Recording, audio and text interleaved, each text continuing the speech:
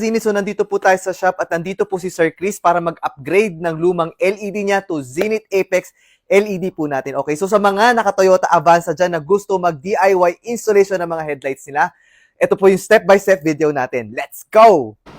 So nandito si Sir para mag-upgrade ng lumang LED niya to Zenith Apex LED natin. Okay, so pagtanggal po ng LED niya, so counterclockwise po ang pagtanggal.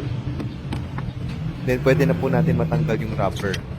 Then once na natanggal natin yung rubber, tanggalin po natin yung ring na naka-install.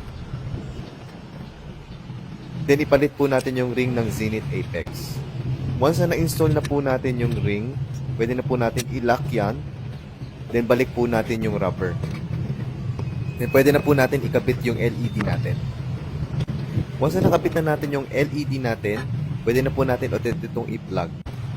So dito sa kabila, hindi ko na po inisa-isa kasi same procedure naman. So ayun, so ganun lang po kadali mag-install sa mga Toyota Avanza. So for more tips and DIY installation, do follow ang page namin ng zenith.apex.ent.